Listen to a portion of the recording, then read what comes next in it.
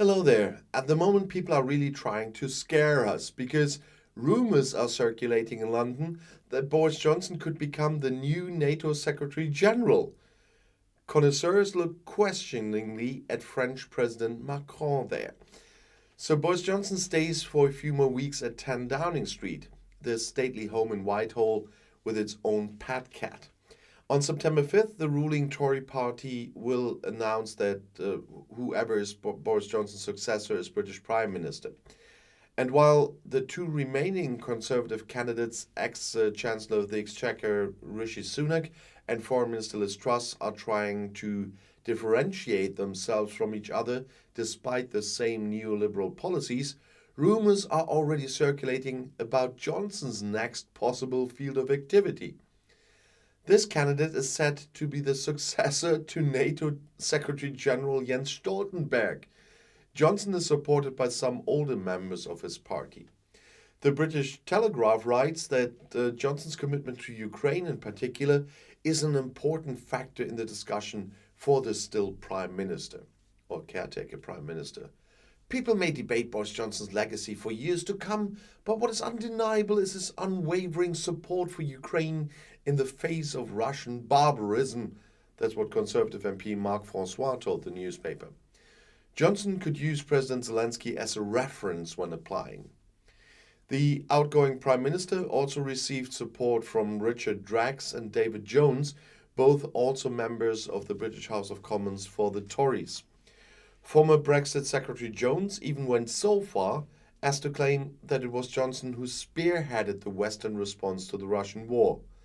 It was Boris who travelled to Sweden and Finland and called on the heads of state and government of both countries to apply for NATO membership, which of course they did. So they want to make up some history here. It's not true.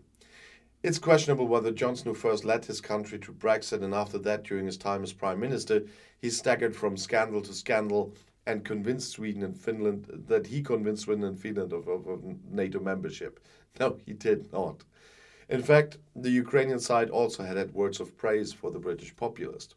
According to the Telegraph, Ukrainian MP Oleksiy Goncharenko said the British Prime Minister had shown leadership and made Britain one of Ukraine's key allies in the fight against Russia. He would be the right person to succeed Jens Stoltenberg as he understands the challenges facing NATO and the West. Criticism of the idea, however, came from British military experts. Lord Dennett, a former chief of the British Army, said that despite his strong support for Ukraine, Johnson did not have the character to be NATO Secretary General.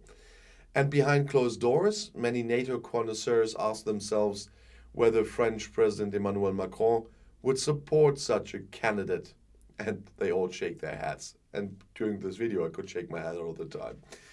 According to the rotation, the new NATO Secretary General would have been elected in September of this year. But due to the Russian war of aggression in Ukraine, the Defense Alliance postponed the election to 2023. Johnson would be the first British NATO Secretary General in the 20 years.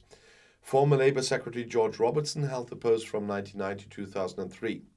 The British seat of government has so far denied any information about the rumours. And I only can say those rumours are nothing but a bad joke.